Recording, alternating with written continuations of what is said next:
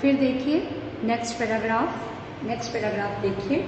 नौका से उठती जल हिलोर, फिर पड़ते नभ के ओर छोर, विस्फारित नयनों से निश्चल, कुछ खोज रहे चल तारक दल, ज्योतित कर नभ का अंतस्थल, जिनके लघु दीपों को चंचल, अंचल की ओट किए अविरल, फिरती रह लहरें लुक्षित पल पल, सामने शुक्र की छवि झलमल, तैरती परिसी जल में कल, दोपहरे कचों में हो ओझल। इसके बाद वो क्या कह रहे हैं कि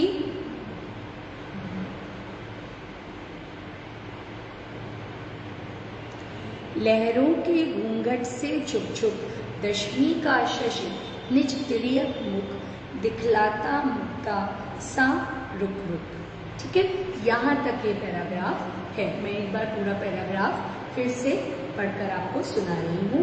नौका से उठती जल हिलोर, हिल पड़ते नभ के ओर छोर, विस्फारित नयनों से निश्चल, कुछ खोज रहे चल तारक दल, ज्योतित कर नभ का अंतस्थल, जिनके लघु दीपों को चंचल, अंचल की ओट किए अविरल, फिरती लहरें लुक्षित पल पल, सामने शुक्र की छवि झलमल, तैरती परिसी जल में कल, दोपहरे कचों में हो ओझल, लहरों के घूंघट से छुप छुप, दशमी का शशि निज तिर्यक मुख, दिखलाता मुद्दा सा रुक रुक। इसमें इन्होंने इस पैराग्राफ में इन्होंने उस समय का वर्णन किया है जबकि इनकी नौका जो है वो धीरे धीरे किनारे से बीच की ओर जा रही है। उनकी नौका, जिस नौका में वो बैठे हैं, वो क्या कर रही हैं, धीरे धीरे किनारे से बीच की ओर जा रही है। अभी बीच में पहुंची नहीं है, ध्यान दीजिएगा। लेकिन आप कहेंगे कि वो नौका पर बैठ गए हैं नौका विहार करने के लिए, गंगा नदी के तीरे, गंगा नदी के तट से नौका पर वो चढ़ चुके हैं और उनकी नाव धीरे धीरे गंगा नदी के किनारे से बीच की ओर जा रही है। लेकिन अभी उनकी नाव बीचों बीच पहुंची नहीं है, अभी उनकी नाव बीचों बीच नहीं पहुंची है, अब वो बीच में पहुंचने ही वाली है। और जब उनकी नाव इस तरह से चल रही है तो उनको क्या प्रतीत हो रहा है, जो आसपास का प्राकृतिक दृश्य है उसके बारे में उनके मन में जो कल्पनाएं आई हैं उसी को लेखक ने अपनी लेखनी से रचा है, उसी को उन्होंने अपनी लेखनी से पवित्रतम शब्दों में हमारे सम्मुख प्रकट किया है। और इसमें वो ये बता रही है कि जब इसमें एक्चुअली किसका वर्णन किया गया है इस पैराग्राफ में बेटा इस चीज़ का वर्णन किया गया है कि जब नौका से उठती जल हिलोर, हिल पड़ते नभ के ओर छोर, कि जब उनकी नाव चल रही है तो नौका, जब आपने कभी ध्यान दिया होगा, अगर मान लीजिए हम आपको ये बताते हैं कि देखिए जब जल की लहरों में हमारी नाव चलती है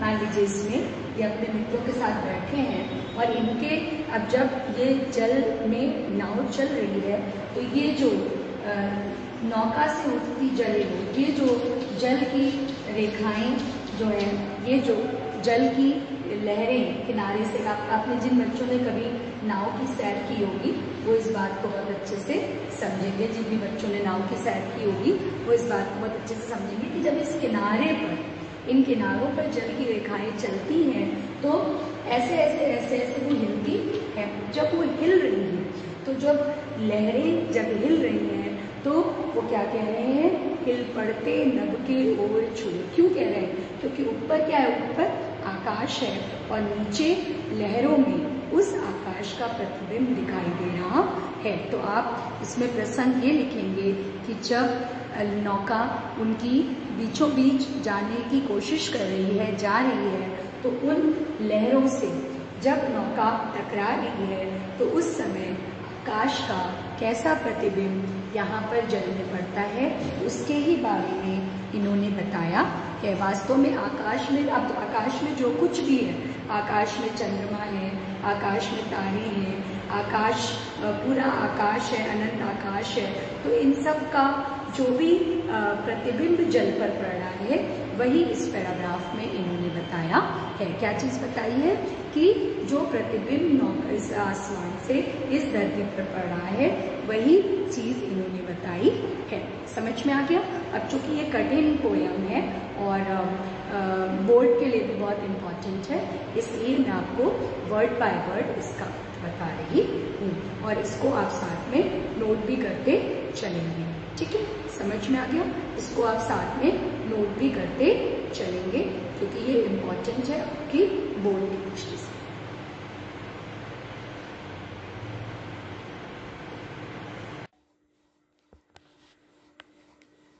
फिर देखिए ये पैराग्राफ मैंने इसका पिक्टोरियल रिप्रेजेंटेशन आपको कर दिया है। इसको आप वर्ड बाय वर्ड अब देख लीजिए, समझा दिया है एक तरह से, लेकिन जो समझने की चीज़ बची है उसको देखिए। नौका से उठती जल हिलोर, हिल पड़ते नभ के ओर छोर, विस्फारित नयनों से निश्चल, कुछ खोज रहे चल तारक दल, ज्योतित कर नभ का अंतस्थल। अब यहाँ पर देखिए, मैंने आपको बताया था कि जब नौका आगे बढ़ रही है, और कवि ने यहाँ पर भी इस पैराग्राफ में भी नौका विहार का वर्णन किया है और नौका विहार के दृश्य का वर्णन किया है। आप लिख सकते हैं कि मनोहर वर्णन किया या मनोरम वर्णन किया है। और आगे वो बोलते हैं कि जब उनकी नौका, एक बार आपको जो मैंने पिक्चर ब्लैक बोर्ड में बना के दिखाई है वो तो बता ही दी है, उसको और इसे मिला करके आप अपने बेटा नोट्स लिखेंगे कि वो कह रहे हैं कि जब उनकी नौका जल में चलती थी तो जल में जो प्रतिबिंबित होने वाला आकाश था वो जल की तरंगों से हिल उठता था। क्या कह रहे हैं वो कि जब उनकी नौका जल में चल रही थी तो जल में जो नौका से उठती जल हिलोर, हिल पड़ते नभ के ओर छोर।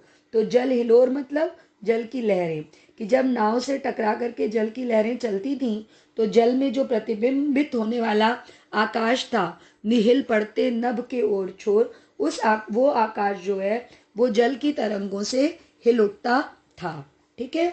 विस्फारित नयनों से निश्चल, कुछ खोज रहे चल तारक दल, ज्योतित कर नभ का अंतस्थल। अब विस्फारित मतलब मैंने आपको बताया था कि विस्फारित मतलब क्या है, खुले हुए। चल मतलब चंचल, तारक दल मतलब तारे। ये सब मैं आपको ऑलरेडी बता चुकी हूँ, फिर से बता रही हूँ। विस्फारित मतलब खुले हुए, चल मतलब चंचल, तारक दल मतलब तारे। ज्योतित कर, ज्योतित मतलब प्रकाशित। अंतस्थल, अंतस्थल मतलब हृदय। अब कवि यहाँ पर क्या कह रहे हैं, यहाँ पर कवि ये कह रहे हैं कि जल में तारों का प्रतिबिंब लहरा रहा था या टिमटिमा रहा था। जल में लहरा रहा था मैं इसलिए कह रही हूँ क्योंकि लहरें चल रही हैं। तो वो क्या कह रहे हैं कि जल में तारों का प्रतिबिंब टिमटिमा रहा था, जिसे देखकर ऐसा लगता था मानो ये तारे आकाश के ज्योतित कर नभ का अंतस्थल, अंतस्थल मतलब हृदय, जैसे ये तारे आकाश के हृदय को प्रकाशित कर कुछ खोजने का प्रयास कर रहे हों। कैसा आभास होता था कि जल में जो तारों का प्रतिबिंब टिमटिमा रहा था उसे देखकर ऐसा लगता था मानो ये तारे आकाश के हृदय को प्रकाशित कर कुछ खोजने का प्रयास कर रहे हों। आकाश के हृदय को प्रकाशित कर कुछ खोजने का प्रयास कर रहे हों। फिर जिनके लघुदीपों को चंचल अंचल की ओट किए अविरल, फिरती लहरें लुकछिप पल पल। क्या लिखा है, जिनके लघुदीपों को चंचल, जो लहरें हैं वो तारों को क्या कर रही हैं, अंचल की ओट लिए अविरल हुए प्रतीत हो रही है। मतलब जो लहरें ऐसे ऐसे ऐसे ऐसे चल रही हैं, आपको पिक्चर बना के मैंने अभी दिखाई थी ब्लैक बोर्ड पे। तो जो लहरें ऐसे ऐसे चल रही हैं तो वो कैसा लग रहा है, वो आंचल की ओट की तरह लग रहा है। लहरों का चलना आंचल की ओट की तरह कवि को लग रहा है। और कवि कह रहे हैं कि लहरें तारों को अपने आंचल की ओट में छिपाए हुए थीं, जिसे देखकर ऐसा लगता था मानो कोई रमणी, या रमणी मतलब सुंदर स्त्री, कोई सुंदर स्त्री अपने आंचल की ओट में जलते हुए दीपकों को छिपाए हुए है। जैसे हम लोग अभी दीपावली आ रही है, तो दीपावली में हम लोग क्या करते हैं?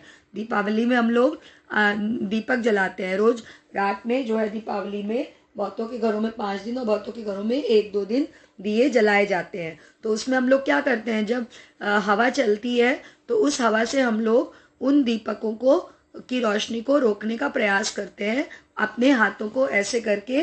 और हाथों को इस तरह से दीपक की रोशनी को हम लोग क्या करते हैं, दीपक की रोशनी को हम लोग बचाने का प्रयास करते हैं कि दीपक बुझे ना। तो इसी तरह से ये जो लहरें आंचल में छुपा रही हैं तारों को, तो उसको देख करके ये एहसास लेखक को हो रहा है कि जैसे कोई रमणी अपने आंचल की ओट में जलते हुए दीपकों को छुपाए हुए है। समझ में आ गया? फिर देखिए, फिर नेक्स्ट लाइन वो अलग कह रहे हैं। सामने शुक्र की छवि झलमल, पैरती परीसी जल में कल, रुपहरे कचों में हो ओझल। सामने शुक्र की छवि झलमल। अब बताया था आपको पिक्चर बना के मैंने कि दूर, अभी इसके पहले इसी के साथ इसी वीडियो में आप देखेंगे पिक्टोरियल रिप्रेजेंटेशन मैंने इस चीज़ का किया है आपके सामने कि किस तरह से दूर आकाश में एक शुक्र नाम का तारा जो होता है, वो उसकी छवि जो है वो कैसी लग रही है? पैरती परीसी जल में कल, कि जो उनके कवि यहाँ पर कहते हैं कि हमारे ठीक सामने जो शुक्र तारा है उसकी छवि जल में अप्सरा के समान तैरती हुई सी लगती है। कैसी लगती है? कि उनके ठीक सामने, कवि के ठीक सामने, या वो अपनी बात कह रहे हैं। अगर आप कवि के आत्मकथात्मक शैली में व्याख्या लिख रहे हैं तो आप लिखेंगे कि कवि कहते हैं कि हमारे ठीक सामने शुक्र तारे की छवि जल में अप्सरा के समान, परी के समान या अप्सरा के समान तैरती हुई सी लगती थी। रुपहरे कचों में हो ओझल। तो कचो मतलब मैंने आपको बताया था बाल, केश, स्त्री के बाल, ठीक है, होता है कच। तो उसको देख करके जिसका मुख रुपहले कचों में हो ओझल, कि जो शुक्र तारे की छवि जल की कौन सी अप्सरा के समान लग रही है? ऐसी अप्सरा के समान लग रही है जिसके रुपहले और सुंदर केशों में उसका मुख छुप जाता था, जिसका मुख उसके रुपहले केशों में छिप सा जाता था। ठीक है, तो इसको आप थोड़ा सा ये वाला जो एक्सप्लेन करेंगे, इसको थोड़ा सा आप एक्सप्लेन करेंगे।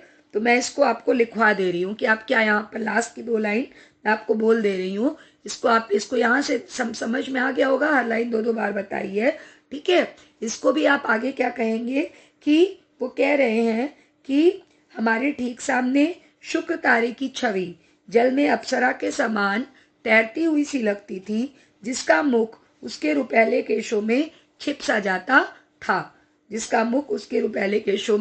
छिप सा जाता था। वो कह रहे हैं कि कवि के ठीक सामने जो शुक्र तारे की छवि है वो जल में अप्सरा के समान दिखाई देती है, तैरती सी लगती है, जिसका मुख उसके सुंदर रुपहले केशों से छुप सा जाता था। और उसके आगे आप लिखेंगे पूर्ण विराम, दशमी का चंद्रमा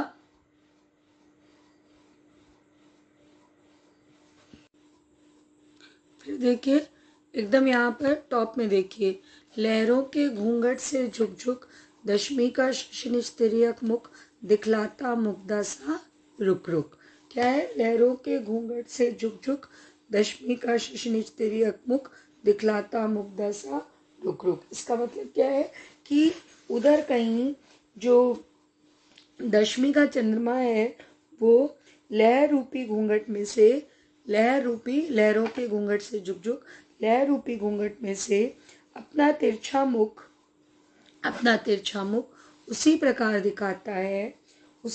दिखा देता था जैसे कोई मुग्धा नायिका, ये ऐसे ही लिखेंगे आप, मुग्धा नायिका लज्जा की अधिकता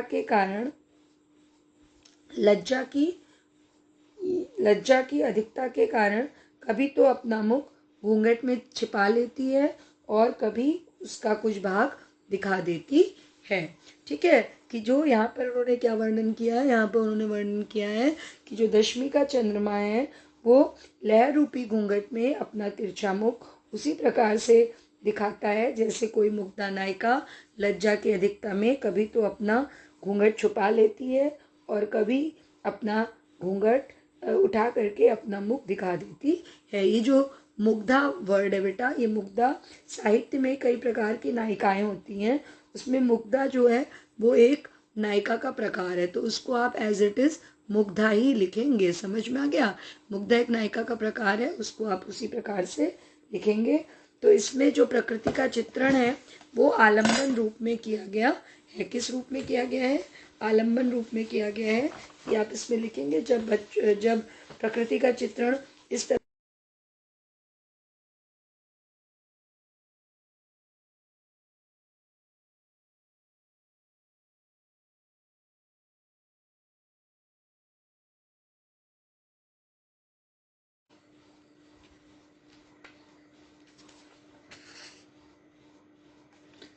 हाँ, इसके आगे भी एक लाइन है, इसके आगे जो लाइन है वो देखिए, इसके आगे की लाइन